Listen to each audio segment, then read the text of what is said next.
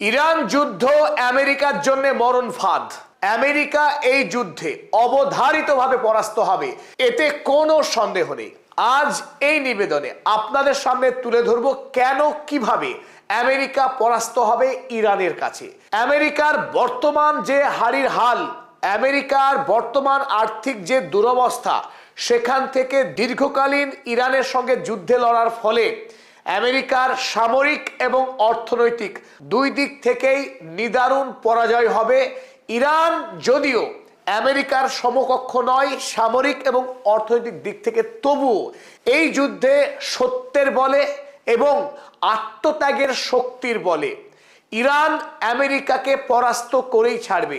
চলুন কেবলমাত্র আবেগ নয়, তথ্য ভিত্তিক, পরিসংখ্যান ভিত্তিক আজকের এই নিবেদনে আপনাদের সামনে আমরা তুলে ধরার চেষ্টা করব ঠিক কিভাবে ইরানের হাতে আমেরিকা পরাস্ত হতে যাচ্ছে। প্রথমত আমরা জানি ইরান পৃথিবীর সেই দেশ যে ড্রোন টেকনোলজিতে অদ্বিতীয়। পৃথিবীর কোনো রাষ্ট্র ইরানের মতো শক্তিশালী এবং অত তাড়াতাড়ি বিপুল সংখ্যক ড্রোন তৈরি করতে পারে না। ইরান অন্তত এই ক্ষেত্রে আমেরিকার থেকে 100 গুণ এগিয়ে আছে, এতে কোনো সন্দেহ নেই। আর এই ড্রোন যেটি আমেরিকার ভারী ভারী অস্ত্রের তুলনায় অনেকখানি দুর্বল অস্ত্র, তবু এই ড্রোনের শক্তিতেই ইরান এই যুদ্ধে জয়ী হতে চলেছে। এটা পদাতিকের দাবি নয়, সারা পৃথিবীর যারা বাঘা বাঘা যুদ্ধ বিশেষজ্ঞ তারাই দাবি করছেন ইরানের তৈরি ড্রোন আমেরিকার মরণ ফাঁদ। চলুন প্রথমেই আমরা মানি কন্ট্রোল ম্যাগাজিন এই বিষয়ে কি লিখেছেন দেখে নিই। মানি কন্ট্রোল বলছে যে chief Iranian drones R becoming a serious problem for US air defence. আমেরিকার যে এয়ার ডিফেন্স সিস্টেম, সেই এয়ার ডিফেন্সের জন্য ইরানের তৈরি এই শাহী ড্রোন অত্যন্ত বিপজ্জনক হতে চলেছে। কারণ বোঝার জন্য আমাদের দরকার এয়ার ডিফেন্স সিস্টেম অর্থাৎ ইন্টারসেপশন ঠিক কিভাবে কাজ করে। মধ্যপ্রাচ্যে আমেরিকার যে 27টি মার্কিন সেনা ঘাঁটি রয়েছে, সেই সৈন্যবাহিনী এবং আমেরিকার যে বিপুল টাকার যে সম্পদ অস্ত্রশস্ত্র রয়েছে, তাকে কিভাবে রক্ষা করে আমেরিকা, সেই ইন্টারসেপশন সিস্টেম আমাদের একটু জেনে নেওয়া দরকার। আমেরিকা গোটা মধ্যপ্রাচ্য তথা পৃথিবী জুড়ে তার যতগুলো সামরিক সেনা ছাউনি রয়েছে তাকে বাঁচানোর জন্য, যাতে বহিঃশত্রু কোনো আচমকা মিসাইল কিংবা ড্রোন দিয়ে হামলা করে সমস্ত সেনাবাহিনীকে মেরে না ফেলে, সেই বিপদ থেকে বাঁচাবার জন্য তারা একটা ইন্টারসেপশন সিস্টেমকে ব্যবহার করে, যার পোশাকি নাম থার্ড এবং প্যাট্রিয়ট। ইসরায়েলেরও এইরকম 3 ধরনের এয়ার ডিফেন্স সিস্টেম রয়েছে। আপনারা জানেন, নাম ইতিমধ্যে শুনেছেন, আয়রন ডোম, অ্যারো 3, ডেভিড স্লিং। এরা কিভাবে কাজ করে চলুন এবার বুঝে নিই। ধরুন ইরানের এই শাহী ড্রোন আমেরিকাকে লক্ষ্য করে, ডোনাল্ড ট্রাম্পকে লক্ষ্য করেই আয়াতুল্লাহ মুস্তফা খামেনি এই শাহী ড্রোন ছুড়ে দিলেন। এখন ডোনাল্ড ট্রাম্পকে রক্ষা করবার জন্য আমেরিকার যে সিস্টেম রয়েছে প্যাট্রিয়ট সিস্টেম বা থার্ড, এই দিক থেকে সঙ্গে সঙ্গে একটি মিসাইলকে লঞ্চ করা হবে। যখন এদিক থেকে শাহী ড্রোন তেড়ে আসবে, ঠিক এই দিক থেকে যে সিস্টেম রয়েছে সেই সিস্টেম থেকে অটোমেটিক একটি মিসাইল, শক্তিশালী মিসাইল আকাশের দিকে ধেয়ে যাবে এবং মধ্য আকাশে গিয়ে সরাসরি এখানে সংঘাত হবে। এই শাহী ড্রোনকে তখন আকাশেই ধ্বংস করে দেবে। এই আকাশে ধ্বংস করে দেওয়ার ফলে যদিও এই শাহী ড্রোন যদি সরাসরি আক্রমণ করতে পারত, তাহলে আমেরিকার যে সেনা ছাউনি সেখানে মারাত্মক ধ্বংস চালাতে পারত। যেহেতু আকাশেই ধ্বংস হয়ে গেল, সরাসরি কোনো সেনাবাহিনীর মৃত্যু হলো না, কিন্তু যে ড্রোন আকাশেই আঘাতপ্রাপ্ত হয়, বাধাপ্রাপ্ত হয়, সেই ড্রোনও কিন্তু আমেরিকার জন্যে কম ক্ষতিকারক নয়, কম বিপজ্জনক নয়। যদিও এই ড্রোন সেনাবাহিনীকে খুন করতে ব্যর্থ হলো, কিন্তু আমেরিকার কোষাগারের টাকা, বিপুল অঙ্কের টাকাকে খুন করে তবেই মরবে, এই শহীদ হবে এই ড্রোন। এর নামেই শাহিদ অর্থাৎ শাহাদাত বরণ করবে আমেরিকার কোষাগারের টাকাকে ধ্বংস করে। কি বিপুল পরিমাণের টাকা একটা শাহী ড্রোন আমেরিকার কোষাগার থেকে ধ্বংস করতে পারে তা দেখলে চমকে যাবেন।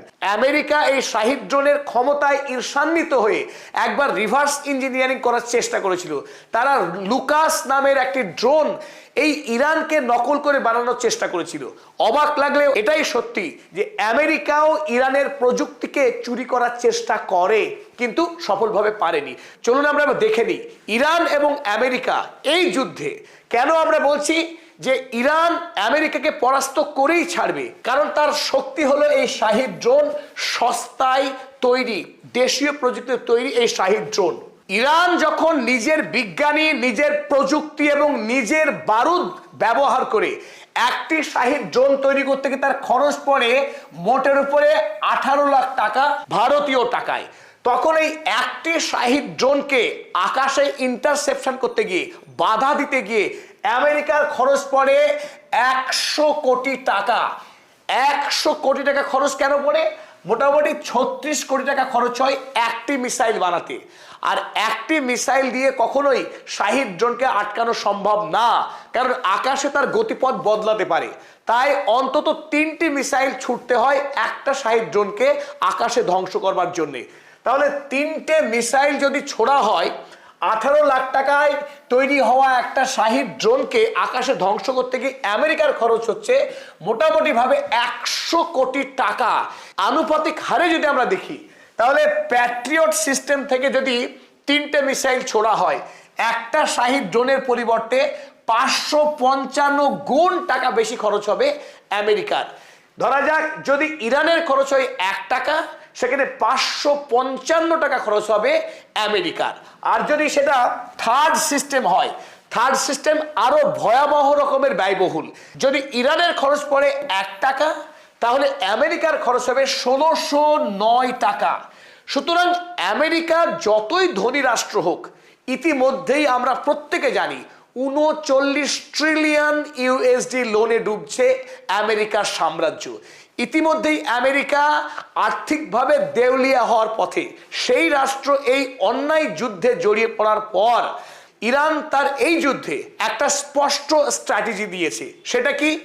এই সস্তায় তৈরি ড্রোন ব্যবহার করে আমেরিকার টাকা, আমেরিকার এয়ার ডিফেন্স সিস্টেমকে ঝাঁঝরা করে দেওয়া, তাকে ফুটো করে দেওয়া, যাতে করে দীর্ঘদিন ইরানের বিরুদ্ধে লড়াই করতে প্রলুব্ধ হয় আমেরিকা। আর সেই যুদ্ধ যদি চালাতে থাকে আমেরিকার, এখান থেকে আপনারা ইঙ্গিত করতে পারছেন যে কি পরিমাণ ব্যয়বহুল এই যুদ্ধে লড়া আমেরিকার জন্য। এই মুহূর্তে ইরানের হাতে এই শাহিদ ড্রোন অন্তত 80,000 ড্রোন রয়েছে মজুত। তার উপর প্রতি মাসে ইরান এই শাহিদ ড্রোন অন্তত 10,000 করে নতুন শাহিদ ড্রোন তৈরি করতে পারে। এটা ভাবার কোনো কারণ নেই যে শাহিদ ড্রোনের যেখানে তৈরি হয় যে কারখানা, সেই কারখানায় বোম মেরে আমেরিকা ধ্বংস করে দেবে। তার F-35 প্লেন অত্যন্ত শক্তিশালী উড়ে এসে পুরো কারখানায় নষ্ট করে দেবে ইরানকে। শুধু ইরান তৈরি করতে পারবে না, ব্যাপারটা তা নয়। কারণ মাটির গভীরে সুড়ঙ্গ কেটে ইরান একাধিক শহর বানিয়ে রেখেছে, এবং যে শহরগুলো একটা শহর থেকে অন্য শহর বহু কিলোমিটার জুড়ে প্রশস্ত। এমনকি ইরানের যে পার্বত্য অঞ্চল, সেই পার্বত্য অঞ্চলের মাটির গভীরেও একাধিক কারখানা রয়েছে। তাই আমেরিকার পক্ষে কোনো দিনই এই ড্রোন তৈরির কারখানাকে পুরোপুরি ধ্বংস করা সম্ভব না। ওদিকে দেখে নিই আমেরিকা প্রতি মাসে 60টি মিসাইল তৈরি করতে পারে। এখনো পর্যন্ত যুদ্ধকালীন সময় তার গতি বাড়তে পারে। আর এই ডেটাতে বিন্দুমাত্র ভুল নেই। আপনাদের জানে মনে হবে যে পদাতিক যে দাবি করছে সেই দাবি সত্য, তো আপনারা প্রত্যেকে চেক করবেন। আমরা হলপ করে বললাম এই মুহূর্তে আমেরিকা প্রতি মাসে সর্বোচ্চ 60টি করে মিসাইল তৈরি করতে পারে। অর্থাৎ কি, 20টা শাহিদ ড্রোনকে আটকাতে গেলেই আমেরিকার 60টি মিসাইল খরচ হয়ে যাবে। যেখানে ইরান 10,000 শাহিদ ড্রোন তৈরি করছে, সেখানে আমেরিকা তৈরি করছে মাত্র 60টি। একথা অনস্বীকার্য যে আমেরিকার এই 60টি মিসাইলের ব্যয় বহুগুণ বেশি, শক্তি বহুগুণ বেশি। কিন্তু 10,000 ড্রোন যদি প্রতি মাসে ইরান ছেড়ে দেয়, আমেরিকাকে লাগবে 30,000 মিসাইল লাগবে তাকে ধ্বংস করতে গেলে। সেই পরিমাণ মিসাইল আমেরিকার হাতে নেই। অতীতে যে মিসাইল তৈরি করে রেখেছিল তার অধিকাংশটাই ইউক্রেন যুদ্ধে ইসরায়েলকে যে গাজা যুদ্ধ চালালো এতদিন ধরে ইসরায়েল, সেই গাজা যুদ্ধে বিপুল পরিমাণে তার বোমা এবং মিসাইল খরচ হয়েছে আমেরিকার।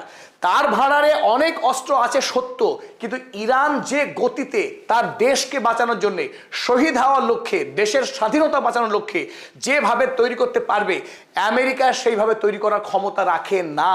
তাই আমেরিকার মধ্যপ্রাচ্যে থাকা যে এয়ার ডিফেন্স সিস্টেম যখন শেষের দিকে আসবে, তখনই আসল খেলা শুরু করবে ইরান। ইরান এখনো মূল যুদ্ধ শুরুই করেনি। এখন প্রাথমিকভাবে ড্রোন দিয়ে এবং কিছু মিড রেঞ্জের ব্যালিস্টিক মিসাইল ইতিপূর্বে ব্যবহার করেছে ইরান।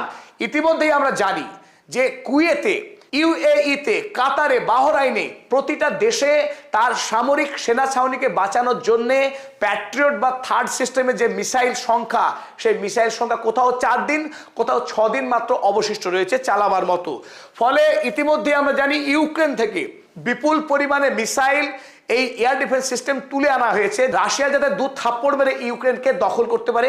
ওদিকে দক্ষিণ কোরিয়া থেকে আমেরিকার যে এয়ার ডিফেন্স সিস্টেম ছিল, সেখান থেকেও তুলে আনা হয়েছে মধ্যপ্রাচ্যে আমেরিকার সৈন্যবাহিনীকে বাঁচানোর লক্ষ্য নিয়ে। তাই এই যে এয়ার ডিফেন্স সিস্টেম রয়েছে আমেরিকার, যখনই দুর্বল হবে তখন ইরান প্রচুর পরিমাণে হামলা শুরু করবে, আসল যুদ্ধ শুরু করবে। আর আসল যুদ্ধ শুরু হবে ইরানের হাতে থাকা সর্বকালের সর্বশ্রেষ্ঠ মিসাইল সম্ভার। আপনারা জানেন ফাতা-1 সুপারসনিক ব্যালিস্টিক মিসাইল, যে মিসাইলের গতি শব্দের গতির থেকে 13, 14, 15 গুণ পর্যন্ত গতি। এই মিসাইলকে প্রতিরোধ করা ইসরায়েল বা আমেরিকার কোনো ক্ষমতা নেই, পৃথিবীর কোনো প্রযুক্তি নেই যে ফাতা-1, ফাতা-2 এইরকম সুপারসনিক ব্যালিস্টিক মিসাইল যাকে প্রতিরোধ করা এবং এর ধ্বংস করার ক্ষমতা সীমাহীন। ইসরায়েল বা আমেরিকাকে এই সমস্ত মিসাইল যদি ইরান ধারাবাহিকভাবে নিক্ষেপ করা শুরু করে, পুরো ধ্বংস করে দেবে ইসরায়েলকে। এবং সর্বোপরি খোররাম শাহের 4, এই খোররাম শাহের 4 মিসাইলের কথা আমরা একাধিকবার বলেছি। কেন বলেছি? তার কারণ এই মিসাইল একটি অনন্য প্রযুক্তি রাখে। এতদিন ধরে আমেরিকা তার যে গর্ব ছিল, B-2 বোমারু বিমানে করে উড়ে এসে নাতাজ, ফোর্দো বা ইস্পাহান, ইরানের যে পারমাণবিক গবেষণা কেন্দ্র, সেখানে আকাশ থেকে বোম ফেলে মাটির গভীরে ঢুকে গিয়ে এই বোম ব্যাপক ধ্বংসকরণ চালাতে পারে। আর আমেরিকার ফেলা বোমকেই ইরান রিভার্স ইঞ্জিনিয়ারিং এর মাধ্যমে তৈরি করেছে এই মিসাইল খোররাম শাহের 4। মাটির তলে লুকিয়ে থাকা আন্তর্জাতিক যুদ্ধ অপরাধী বেঞ্জামিন নেতানিয়াহু কিংবা কুখ্যাত অপরাধী বেনজিভির ইসরায়েলি মন্ত্রী, তারা যারা লুকিয়ে আছে মাটির গভীরে, সেই মাটির গভীরে এই মিসাইল ঢুকে গিয়ে ব্যাপক বিস্ফোরণ ঘটিয়ে অসংখ্য অপরাধীকে খুন করার ক্ষমতা রাখে এই খোররাম শাহের 4। অপরদিকে এই মিসাইলের ওয়ারহেডটি বিচ্ছিন্ন হয়ে গিয়ে 50টি পাওয়ারফুল বোমে পরিণত হতে পারে এবং বিস্তীর্ণ শহর জুড়ে ধ্বংস করতে পারে এই খোররাম শাহের 4। তাই ফাতা-1, ফাতা-2 এবং খোররাম শাহের 4 পৃথিবীর ইতিহাসে অন্যতম শক্তিশালী মিসাইল। আমেরিকার তৈরি টোমাহক মিসাইলের থেকেও অনেক বেশি কার্যকরী ইরানের তৈরি ফাতা-1, ফাতা-2 এবং খোররাম শাহের মিসাইল। তাই এই মিসাইল নিয়ে ইরান এখনো যুদ্ধে নামেনি।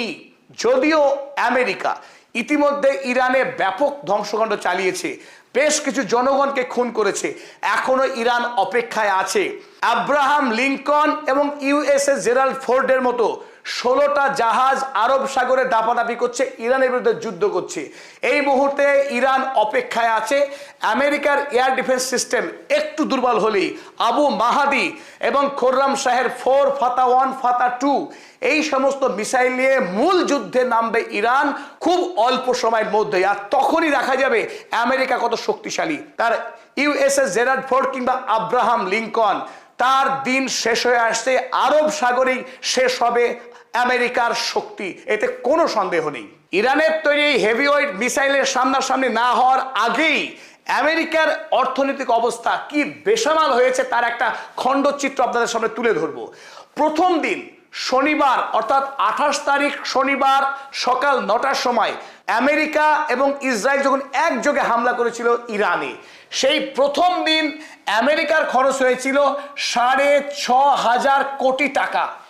একদিনে আমেরিকা যুদ্ধ করতে গিয়ে খরচ করেছে 6,500 কোটি টাকা ভারতীয় টাকায়।